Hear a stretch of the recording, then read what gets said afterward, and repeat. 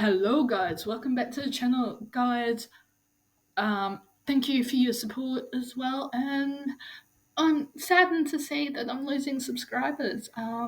Hit me up in the comment section if I've said anything. Let's agree to disagree.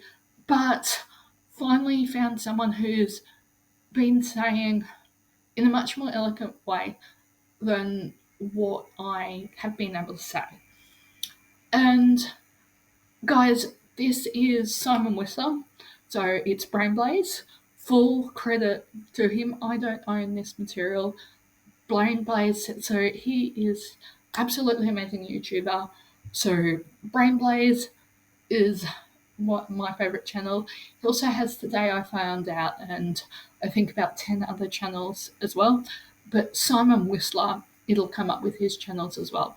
So one of his writers is blind. Um, and I'm just going to play it. It says everything that I've been saying about disability advocacy. And look, at times I have been the asshole. I just had a meeting with my support coordinator this morning, going into hospital, got all of the forms for that for leaving the still house. Um, there is a fundamental misunderstanding, even within organisations, of what support workers are supposed to do. And I learned that my housing organisation, yeah, there would be a major cult if she could actually get people to fill shifts, because there is some less than motivated support workers in this industry. They come in thinking it's all unicorns, rainbows, coffee, outings, but those outings are hard work. So, guys, I'm just going to run this one as well. I believe in you. Don't get that lung cancer. All the other smoky diseases. I am by no means what is often referred to as a disability activist. Growing up, I was taught that the world is a difficult place, and if you want to achieve something, the person who will have to put in the most effort is you. That encapsulates everything that I've been trying to say. I think Dr. Jordan Peterson has been saying it, Warren Smith has been saying it as well. That poor me, pity attitude serves no one with a disability. I know I've had to work through that as well. It is a learning curve for everyone. Everyone's got a different view on disability, but fundamentally, that's what I've been brought up with. And can I say publicly, I'm grateful for it. Anyone who is brought up being like, if you want to achieve something, you've got to rely on other people. If someone says that to your children, you're an idiot.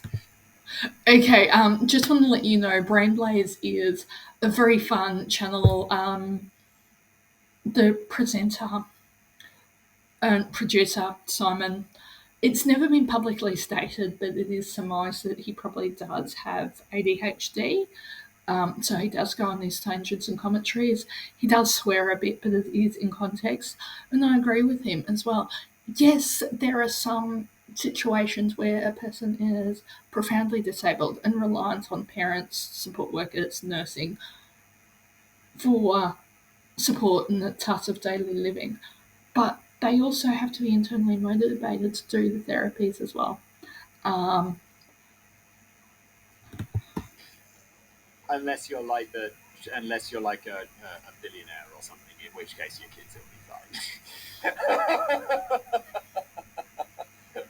Sadly, the internet is full of people with various disabilities who have adopted a pity party attitude of, I was dealt a rubbish card, the world owes me something. Ordinarily, I have very little time for the forums in which these people gather, but there is one regularly raised complaint. I am the same as well. So, yeah, I've got very little time for the forums that people that are having the pity me attitude, whether that be disability or other minorities. There is so much that is out there to help them. And I've realised that in some of the double standards in the House, if I wanted to, I could call it reverse racism. Not going to. But, guys, and as you can see, this is Things Movies Get Wrong. Dave is blind, and So let's hear what he has to say, and then I'll add my thoughts on. And yet, there's a lot of us out there who have been taught, whether it's a physical disability, psychosocial disability, chronic illness, yes, ask for help. That's your first step. But have a bit of accountability, have a bit of motivation, and yes, you've got to be able to trust your support team. And some are going to be more effective than others. Deb and I have talked about that at length over on the podcast. Okay, which I do agree, and that is the ridiculously inaccurate way that blind and visually impaired people are represented in movies and TV shows. Take, for instance, the following scenario. The view cuts to a blind person who is leaving the house. Before they go, they check the keys, wallet filled with single-dollar bills because the American government hates blind people and makes all the notes the same size. Yeah, that is kind of insane. But, like, by touch. Although, don't they now have the bobbles on them? so the bubbles, he's talking about Braille. I'm in Australia. We actually have notes that are different size. They're also polymer as well, and they have Braille embedded in them. Our polymer notes are some of the hardest to counterfeit in the world. Um, there is a more an honesty system with a person with a disability, and we are starting to adopt the sunflower lanyard as well. There is still a lot of education needed because people are using it as an excuse to skip queues, etc. So I do think you will have to apply for some soon, but I do know my local one level shopping centre does give them out at the moment as well. I was reading something about American currency, but they now have the bubbles on them for blind people, or is that new euros? I don't remember, it doesn't matter. Phone, etc., before picking up their long white cane and departing. Oh no, I don't know what's wrong with it. Blind people do use big white canes, though. I mean, I'm assuming not all of them, but there's like, I see blind people around with a white cane. As soon as the front door closes, they begin tapping that long cane left and right as they make their way down the street. Does this sound familiar? Yes, but I would guess that they're not going to need to use that cane thing until they get to the end. Okay, so I'm going to leave it there. So it's things that movies always get wrong is, and it's Brain Blaze, Simon Whistler, full credit to him. He talks about the tapping method, but I've got to just say the way they're talking about disability is absolutely amazing, and especially because we've got the Paralympics going on, the whole inspiration corn thing is top trending at the moment as well, as is in Australia. As you know, I stay away from politics of this, the NDIS and its changes as well, and the pushback as well. I don't think there's any easy answers at the moment, and I think we often need a lot more nuance around disability, what counts as a disability.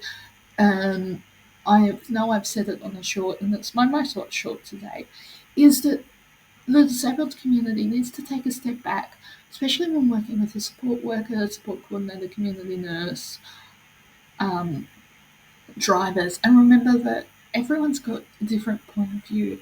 Not everyone's going to have the same point of view. You need to respect that. And whether a support worker is less effective or amazing in what they do, you've got to respect them. Some people who are less effective just need more training and education.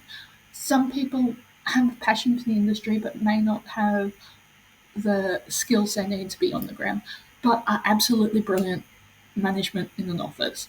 It's just about getting the right person into the right role as well. And the hard thing I've also found behind the scenes is finding people who are ready and willing to work.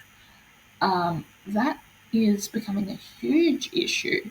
And people are saying, with the quiet quitting and stuff like that, fair enough, acting your wage, fair enough, and fair enough if you don't want to be promoted, but you're not there to sit around and drink coffee.